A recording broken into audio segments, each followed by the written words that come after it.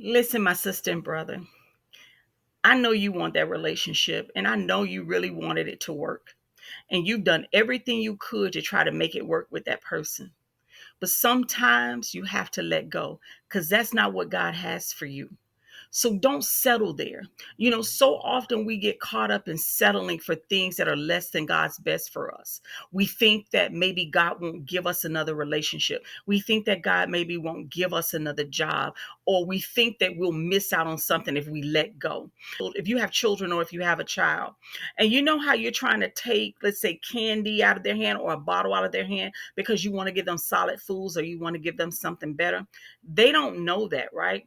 And so they just kind of keep settling for that bottle or that lollipop, right?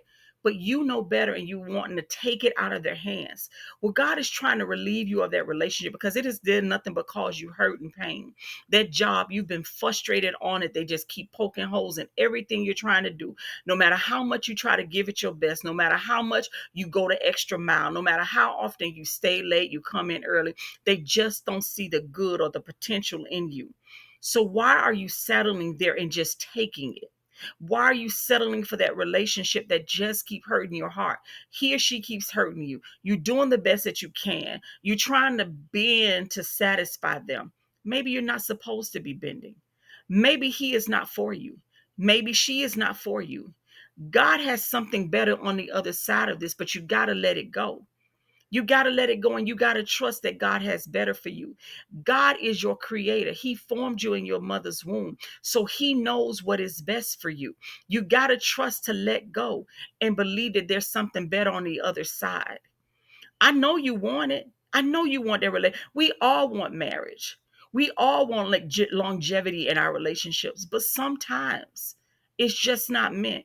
And no matter what you do and how much you try to give that person all of you, they're never going to see the good in you. What they're going to start doing is taking advantage of your weakness and your vulnerability because they see that you really want a relationship with them. So, which means they see that you'll accept anything that they dish out.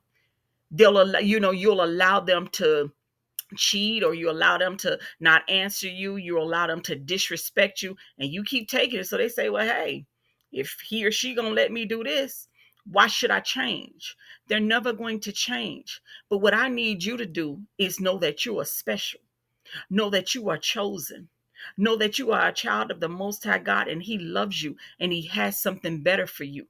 You are worth so much more, and you don't have to take that. You don't. I just want to encourage you as your sister. Come on, rise up.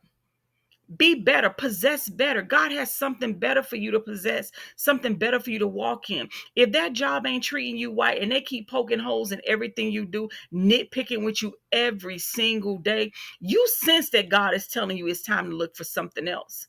But you've been there a while, you done got comfortable there, you can come and go kind of as you please, you know how to work the system there, and you don't want to move.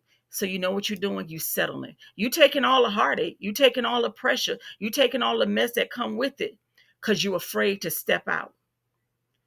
God doesn't give you the spirit of fear, beautiful. He gives you the spirit of power, of love, and a sound mind. So you don't have to settle. You don't. Yes, she might be fine. You might like her body. She may cook good for you. She may do all these beautiful things for you. But on the other side of it, she doesn't respect you. She speaks foul out of her mouth to you. So why are you settling for that? Do you know that God has your rib for you?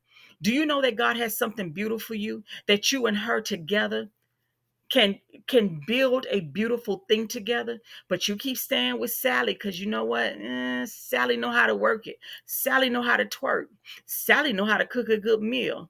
And you know what? Well, I've been with Sally a while and I'm just used to Sally. You can get used to Susie. I promise you, you can. I just want you to stop settling, my sister and brother. You are so much more than where you are today. But you got to believe that about yourself. You got to know that when God formed you in your mother's womb, he put seeds of greatness in you. Possess that, walk in it. Rise up and take your authority. Rise up and call yourself blessed because you are. You are fearfully and wonderfully made. You are a child of the Most High God and you are royalty. So you don't have to accept where you are today. I need you, though, to believe that for yourself. Don't settle, my sister and brother.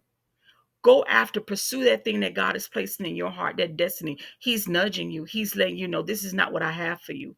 This is not where I want you to be. But I need you to believe that for yourself. So I come to encourage you. Rise up. Take your stand. Take your authority back. Stop settling. May this bless you. May this provoke you. May this cause you to rise up and be all that God has ordained you to be.